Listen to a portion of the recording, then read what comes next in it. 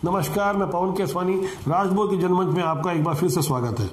राष्ट्रबोध में आज मैं आपको आरक्षण के विषय में बात बताने जा रहा हूं, जो सवर्णों को जातिगत आधार पर नहीं बल्कि आर्थिक आधार पर आरक्षण देने की बात उठी है मोदी सरकार की ओर से, और सदन में ये बात प्रस्तुत की गई है। यानी पार्लियामेंट से इसे मंजूरी संविधान संशोधन के रूप में दिलवाने की पूरी तैयारी हो चुकी है। संविधान संशोधन का ये जो पैतरा चला गया है मोदी सरकार की ओर से, उसमें न थूकते बन रहा है न निगलते बन रहा है विपक्षी पार्टियों को। जो मोदी के पक्ष में नहीं है वो भी कांग्रेस, सपा, बसपा जैसी तमाम पार्टियां, क्योंकि निकट में चुनाव है, अगर कोई विरोध करता है तो सीधे सीधे 125 सीटें जहां पे सवर्णों का दबदबा है या वहां से ये बात डिसाइड हो सकती है करके कि अगर जो इस बिल के खिलाफ में जाएगा तो सवर्ण उस पर नाराज हो जाएंगे।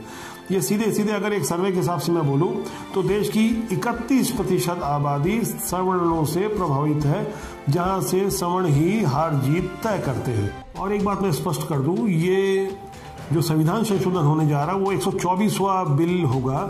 यानी 123 बार अभी तक मूल संविधान में संशोधन हो चुके हैं। अब ये जो आरक्षण की बात आ रही है वो भी मैं स्पष्ट करूं कि सुप्रीम कोर्ट की बंदिशें लगी हुई है। स्पष्ट आदेश है कि 50% से ज़्यादा आरक्षण नहीं दिया जा सकता। अब कुछ विरोधी इस बात को लिए ये कह रहे हैं कि अब 10% अलग से कैसे दिया जाएगा, इसीलिए संविधान संशोधन लाया गया। यानी कानून में सीधे सीधे बदलाव, जो अब तक की व्यवस्था थी उससे आगे जाके। और जो सबसे एक बड़ी हुई बात है, जो इसमें एक हिडन एजेंडा जो दिख रहा है, वह एक नई बहस छेड़ सकता है, देश की दशा दिशा चेंज कर सकता है, परिवर्तित कर सकता है। मैं उस पर ध्यान दिलाने जा रहा हूँ। आप भी गौर कीजिएगा कि यह जो आरक्षण हो रहा है ये जाति आधार पर नहीं होकर के आर्थिक आधार पर हो रहा है। यही वो मांग है जिसे देश का युवा लंबे समय से करता रहा। 90 के दशक में जब मंडल आयोग की बात आई थी तब उसके विरोध में देश के युवा सड़कों पर उतरकर आत्मदाह तक कर चुके थे।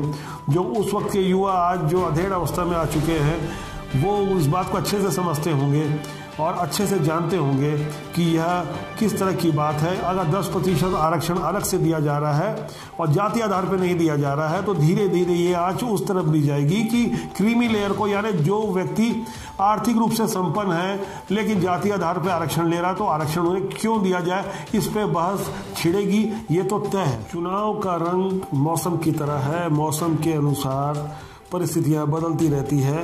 अब जब चुनाव का विषय है तो मैं आपको याद दिलाना चाहूँगा, आरक्षण को लेकर के उंगलियां और बातें उठती रहेगी। लेकिन एक और बात कल जो बहुत तेजी से उठी है वह थी मणिशंकर अय्यर, यानी कांग्रेस के बड़े नेता, जिनके द्वारा कल गाली मेमोरियल हॉल नई दिल्ली में एक व्याख्यान माला जिसका विषय था एक शाम बाबरी मस्जिद के नाम।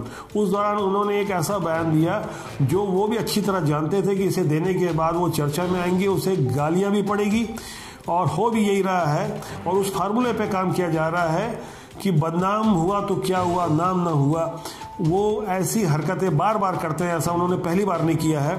इस बार तो उन्होंने हद ही कर दी। उन्होंने कहा कि दशरथ के 10,000 कमरे थे, राम किस कमरे में पैदा हुए ये किसी को नहीं मालूम। वो अच्छी तरह जानते थे कि सोशल मीडिया का दौर है, लोग गालियां देंगे, विरोध करेंगे, लेकिन उनका प्रचार होगा। ये वही मणिशंकर अय्यर है जिन्होंने पाकिस्तान में जाके भारत की बुराई की थी और तो और देश के प्रधानमंत्री को गुजरात चुनाव के दौरान नीच जैसे शब्द कहे थे। इससे आप उनकी खोखली मानसिकता को बेहतर समझ सकते हैं। राजनीतिक चश्मे से देखने वाले देखते रहे। हम किसी पार्टी की ओर से बैटिंग नहीं करते, हम अपनी बात रखते हैं सिर्फ आपके लिए जो आपके हिस्से जुड़ी हुई हो। आप हमारे चैनल को जरूर सब्सक्रिप्शन दीजिए, आप बेल आइकन का बटन दबाइए, लाइक कीजिए, कमेंट कीजिए, ताकि जनमंच और बेहतर तरीके से प्रस्तुत हो सके। आज के लिए फिलहाल इतना ही। मैं फिर जल्दी आपके पास आऊँगा। नमस्कार।